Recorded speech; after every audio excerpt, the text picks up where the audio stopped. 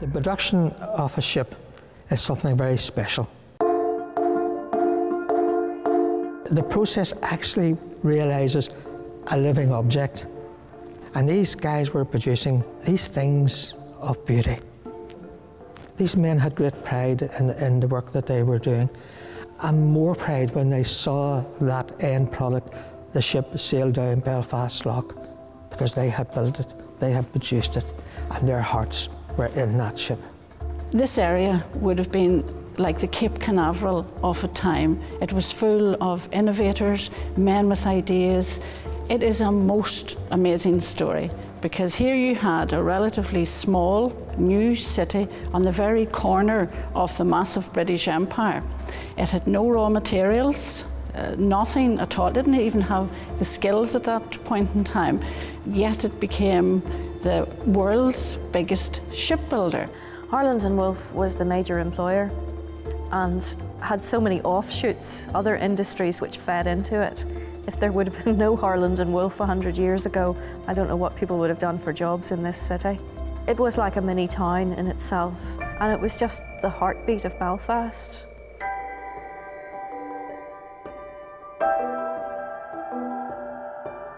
It was such a shock when the news came back that this wonderful creation that we had sent away, carrying all the hopes and the pride, 13 days earlier that she had sunk and 1,500 people died, and it was a massive shock. And they viewed that ship as a graveyard beneath the water, and therefore didn't make of it in the years that followed.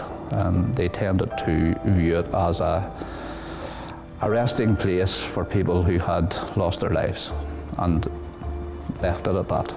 There was a sense of shame, there was a sense of embarrassment, our pride was hurt, a sense that maybe that pride was being punished from above. All of those factors in our psyche meant that people just thought, don't mention the T word.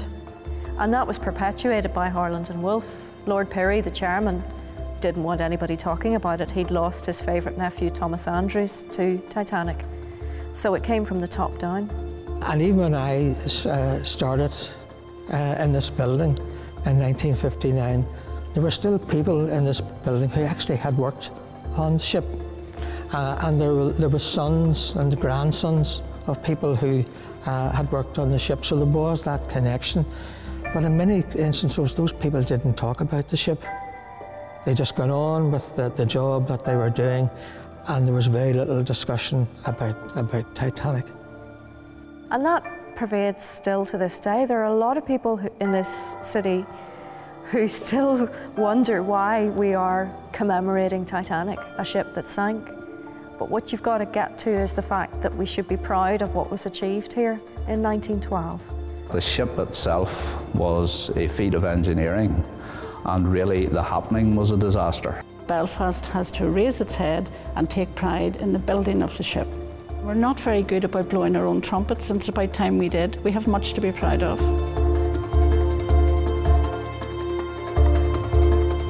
Well, I look at that building every day with excitement.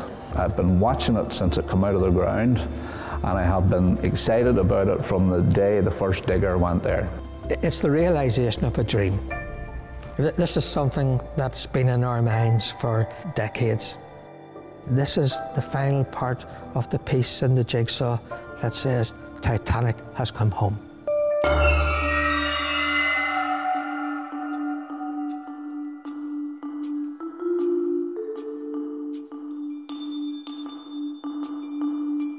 Titanic is going to shout to the world about the genius of engineering innovation that Belfast owned.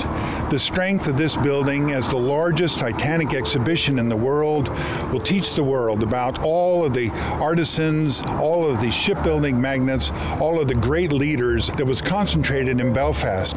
This is going to restore Belfast as the centerpiece of one of the finest areas of shipbuilding all over the planet. That I have never seen any people involved in the building industry so passionate about what they're doing. They are all in it for a reason, to leave a trace as a team. And they are builders. If they're not ship builders, they are really builders of a community that is now proud of its past, despite the failure of a boat among so many other boats. You really have to believe in this, and you have to buy in to the non-measurable aspects of this and what it's really going to do for this area. The building is so inspirational that you realise straight away what it's trying to do, and then you get on board with that programme and you try to assist that. What impresses me is the level of complexity and the challenges. It'd be very easy for us to scale back some of this and make it easier for us to build. But we recognise the structure that we're trying to build here, and that the more iconic we can make it, the better. It wouldn't be doing justice to Titanic and really hard on the roof if you'd put up a large box and put standard systems in it and called it an exhibition. That's different.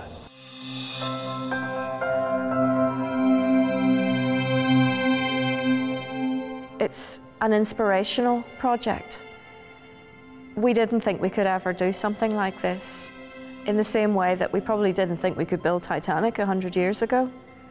So there are so many parallels in the ambition of building Titanic and of building Titanic Belfast. It makes the tumbling of what was once a very live and hive of industry, it makes it more palatable in the sense that rejuvenation is taking place in the area.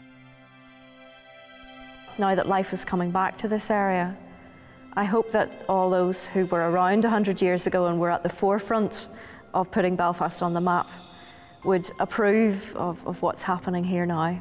And I can't see any reason why they wouldn't approve of it. It is telling the story, the full Titanic story, not just the 13 days that she was on the world scene, but it's telling about the 3 years beforehand. It's going to tell the story of the city and the people that built her. Once you get into it, it's very hard to walk away from. Exhibition design is about storytelling. The key to it is to use the appropriate technology for the appropriate part of the story. The easiest way to educate is if people are actually enjoying themselves.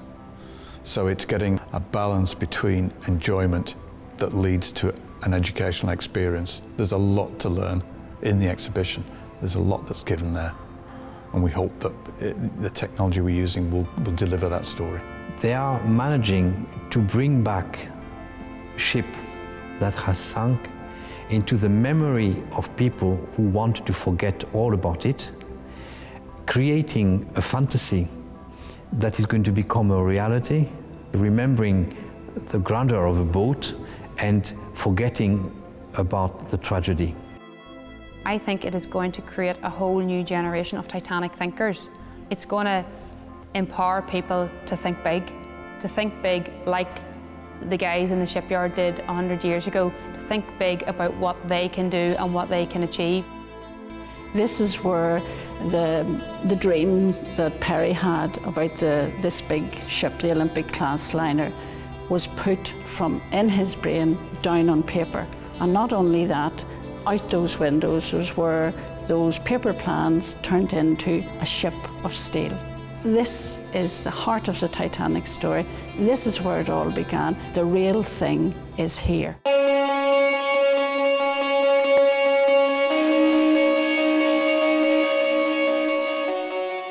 For the first time, you're getting the complete picture. And to have such a standout piece of architecture to enjoy all this in is wonderful for the city. This is truly one of the most magnificent things we've ever worked on. And to be able to capture the spirit of the story of Belfast as much as the tragedy of this one unique ship, balancing those two is absolutely the best part of what architecture can do, which is tell a great story about the authenticity of a city and its people. The real acid test is how the communities that I interact with in the education sector feel about it when I tell them, and they're just amazed. It's a beautiful building, and I want to get inside and I want to see the magnificent work they've done, and I can't wait to come back with my wife and family on the anniversary. I'll be here. The building to me, I suppose, is the most challenging, the most exciting, the most invigorating, and the finest building that I have ever worked on. And I can easily say now that it will be the finest building I'll ever get the opportunity to work on.